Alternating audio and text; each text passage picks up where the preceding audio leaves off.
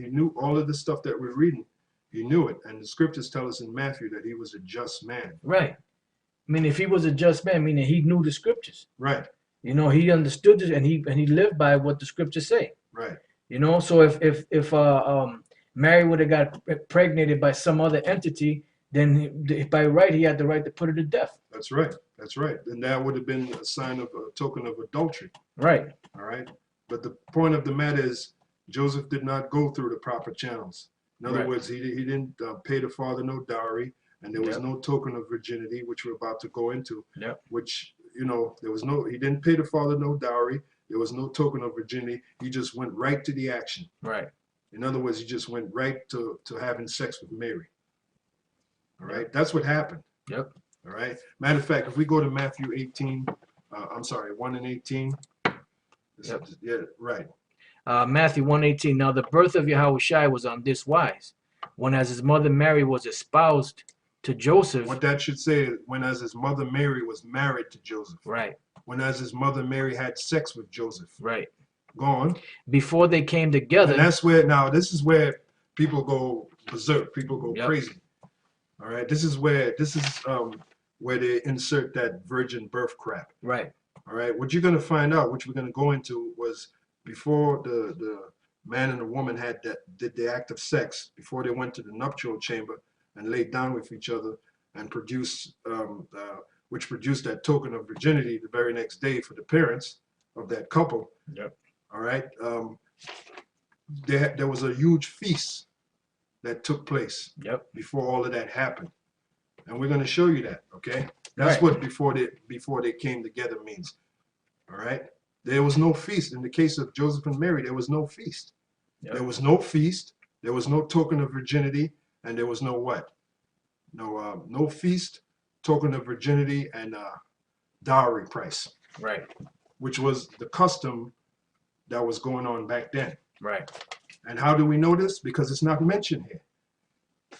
In other words, there was no grand event that solidified Joseph and Mary coming together. They just came together, and like you said earlier, me and you were talking, the only two witnesses of them coming together was Joseph and Mary. That's it. You know, as opposed to the weddings back then when there was all these witnesses. Right. You know, the big party. Everybody knew this guy is going to get married to this guy. Yep. You know. Then the parent. Oh, I'm sorry. This guy's going to get married to this woman. Right.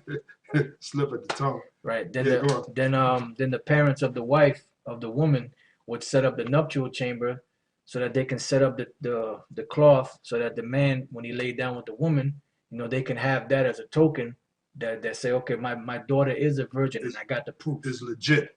Right. Exactly, which we mentioned earlier. And they didn't have none of that. Right, which is what we're going to go into next. So when it says before they came together, meaning before that whole feast and the whole ceremony and everything took place, you know, which like the Elder Gabar said, we're going to go into it. Matter of fact, you know what? Let's prove that. Okay, let's go into that. So might as well deal with it. Let's go to the book of Genesis, between the marriage of Jacob, which it was supposed to be Jacob and Rachel, but it ended up being Jacob and Leah, because Laban tricked Jacob, and instead of giving Jacob Rachel, he gave Jacob Leah, because he wanted Jacob to work another 7 years for him. Because when Jacob hung around Laban, he got blessings. So he didn't want to lose those blessings. Yep. All right. All right, so let's go to Genesis 29 and 21 to 23. Genesis 29 and 21. And Jacob said unto Laban, give me my wife, for my days are fulfilled, that I may go in unto her. And Laban gathered together all the men of the place and made a feast. Now, why didn't Laban just give Jacob his woman? Right. Let him go pop his woman. No, that wasn't the custom back then. Right. The custom was for them to have a feast, and then you had the nuptial chamber, and then they consummated the marriage, which the word marriage means joined together. Even today, they got something called a honeymoon, right? Now, after they supposedly get married in the so-called church, right? Yep. The pastor say, I pronounce you man and wife, blah, blah, blah, blah, blah. After that, they go straight off to what? To the honeymoon. Now, what is the honeymoon supposed to be? That's supposed to be the nuptial chamber. Right. Yep. Right? Yep. That's where the The act the union is took place, consummated. Consummated. There you go. Right. The act was consummated on what? Something called the honeymoon. Yep. You have that today. So it was no different back then. So read that again. Yeah, it says, and Laban gathered together all the men of the place and made a feast. Mm-hmm. And it came to pass in the evening that he took Leah his daughter and brought her to him, and he went in unto her. And the marriage was consummated. Right. All right. That's the proof. So that's what it means before they, back in Matthew 1:18, before they came together, before they had that feast. Right, because here, when Jacob served Laban, the intent of Jacob serving Laban was to receive Rachel. Right. So now he said, and Jacob said unto Laban, give me my wife. Right. Give me my woman. You know, because it was time for them to come together. Right. You promised her to me. I did what you told me to do. Now I want my wife. And back then, the men had integrity. All right. 7 years is a long time. Yep. To work for a person. And in all that 7 years, he didn't touch Rachel. Right.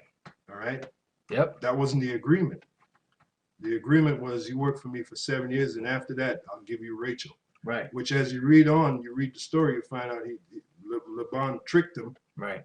All right, and gave him Leah.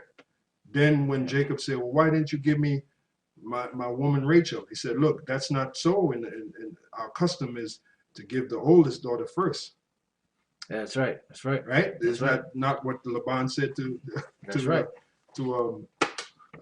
Jacob? Yeah, it's right here. And then he said, "Look, if you want Rachel, then you're going to have to work another 7 years for me." That's right. Now, that was subtlety on Laban's part, because he knew when Jacob hung around him, he got blessings. Yep. He tried to keep him around. Keep him around as long as he could. All right, so now we read Genesis 29. Let's go to Deuteronomy 22:13-21 for a further example. Deuteronomy, what was it? Deuteronomy 22:13-21. Okay, Deuteronomy 22. Because we mentioned about the wedding feast, right? Now the purpose of the wedding feast was after the feast, then it set it up for what? The nuptial chamber. Right. And then that also set it up for what? The token of virginity, which usually in the next morning that was given to the parents of the daughter. Right.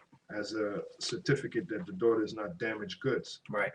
All right, so let's go to Deuteronomy 22:13-21. All right, Deuteronomy 22, verse 13. If any man take a wife and go in unto her and hate her, and give occasion of speech against her, and bring up an evil name upon her, and say, I took this woman, and when I came to her, I found her not a maid. Now you can go into it.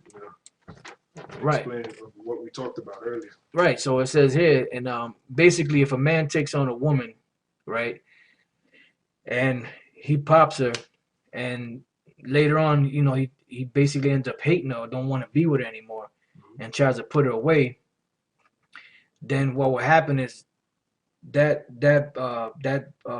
what they call the token of the woman's virginity was given to the parents of the woman, so that if this particular thing happened and they try to put the woman to death because the man said she was a whore, right, the parents would give her, now wait a minute, we got the token of her virginity. The night you laid down with her, yep, this is the token, and then they would spread it before the elders. Yep, that's right.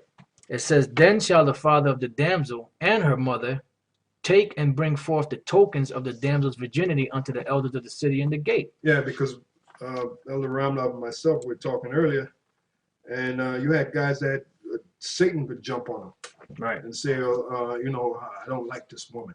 Yep. After they popped them. Right. Go around just popping women, and not wanting to take care of them. Right. Which is part of the law. Right. And if I may just say this too, and this ain't talking about these nasty ass hoes today. All right? Yeah. All right. This is talking about a virgin, a maid, a woman that has not been touched by any other undamaged man. Goods. Undamaged goods. Not damaged goods. The women we have today, they're all damaged goods. That's right. They're not. I'm not. They're not even part of the equation. That's right. We're talking about women that had a certificate. That's right. What was that certificate? The token of her virginity. That's right. None of these hoes out here have the token of their virginity. Right. All right. They don't lay down with so many men. They don't know. They haven't got a clue who the first man was that they laid down with. That's right. All right. So we're not talking. They're not even part of the equation. We're talking about the women back then. All right, go on. It says, and the damsel's father shall say unto the elders, I gave my daughter unto this man to wife, and he hateth her. And lo, he hath given occasion of speech against her, saying, I found not thy daughter a maid. Now you notice it says the damsel's father shall say to the elders. Right. Why not the damsel's mother? Because the father owned the daughter. Right. That's right. The daughter was property to the father. That's right. And the father, now we're also going to bring out in the Apocrypha, the father would watch over the daughter. That's right. After we read that, because basically the father was protecting his property. Yep. Making sure his property didn't turn out to be a whore and ended up being damaged goods. Right, because not only would that bring shame to her, but it would bring shame to her him father as well. And his whole household. Yeah, the elders in the gate would talk about this man and say, you know, this man's woman is a.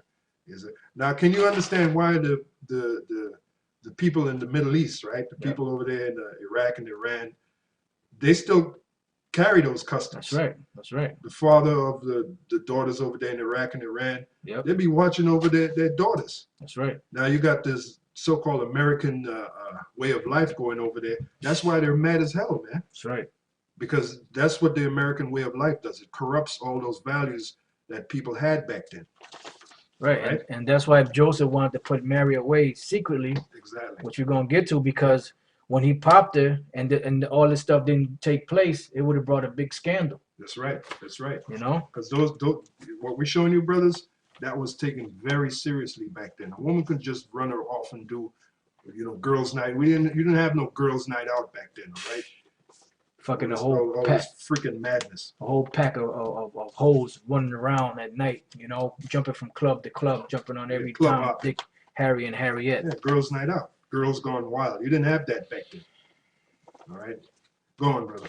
It says, and lo, he hath given occasion of speech against her, saying, I found not thy daughter a maid, and yet these are the tokens of my daughter's virginity. That was a proof. That was very important, yeah. And they shall spread the cloth before the elders of the city, and the elders of the city shall take that man and chastise him.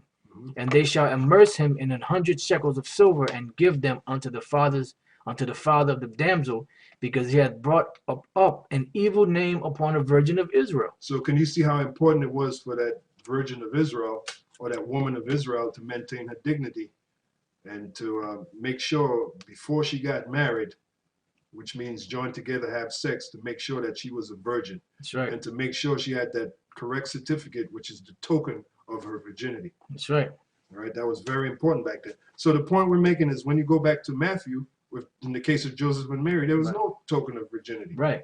All right, because Joseph already had sex with Mary. Right, and if that night, let's say they would have had the feast, and that night her parents would have brought them to the nuptial chamber, there would have been no token of virginity, and then Mary would have been scandalized. Exactly. That's why she's a whore. Right, yeah, she's a whore. Now we talked about that earlier. You know, in the Talmud, that's why they call in the Talmud. That's why they say that Mary is an adulteress. Yep. And she's a whore. That's right. All right, because there was no. They know, the so-called Jews, they know back then there was something called a token of virginity. That's right. Now, no token of virginity is mentioned in the book of Matthew. That's right. But that doesn't mean that Mary was a whore. That's right. Right. It was just the way it was done. Like we said, it was done controversial, and the way it was done means that the marriage between Joseph and Mary was very low key.